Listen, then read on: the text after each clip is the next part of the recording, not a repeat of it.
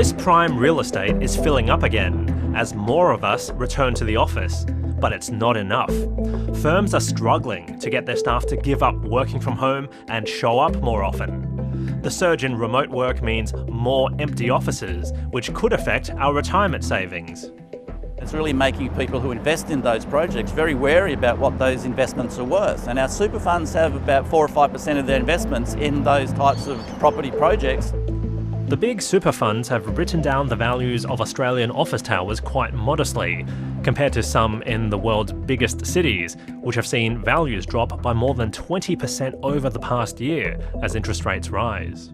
Within our overall unlisted property portfolio, we did see some weakness, particularly in the office sector, and we did have single asset declines north of that sort of 10%. You can buy yourself an apartment down there. Yeah. But property valuer Dwight Hillier thinks the true losses may be greater.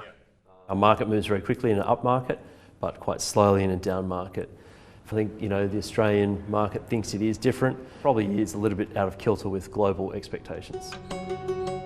Vacancy rates in Sydney and Melbourne have hit 12-month highs, but the amount of empty office space in smaller cities like Perth and Brisbane is reducing. There's also a huge difference between office property funds, depending on whether or not they're listed on the share market. Total returns for listed funds fell 14% in the year to March, but they rose 5.4% for unlisted funds. Listed markets obviously trade daily. They're more exposed to just momentum and sentiment in the market and flows. Certainly at Cbus we have typically at least quarterly revaluations of our unlisted portfolios, which ensures they reflect the market very closely on an ongoing basis. Pressure is mounting on the financial regulator APRA to be tougher on super funds and how they value their unlisted assets like commercial property now that there's so much empty office space around. An independent review found that APRA was not being proactive enough, and that could lead to super fund members losing money as a result of overly inflated balances. Property investors around the country have been watching this like it's a major sporting event. ASX-listed companies, in contrast, are aggressively downgrading the value of their properties.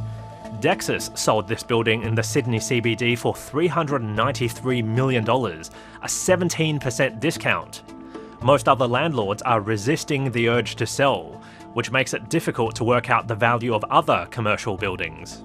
It's like trying to judge what all the properties in my street are worth when only one house was sold a year ago. We just don't know. There are so many moving parts in the economy right now. There's so much nervousness. But Brett Chatfield, who manages the savings of construction workers, is confident about the future of commercial property. We do expect work from home dynamic to persist into the future, but we do expect an increasing return to the office.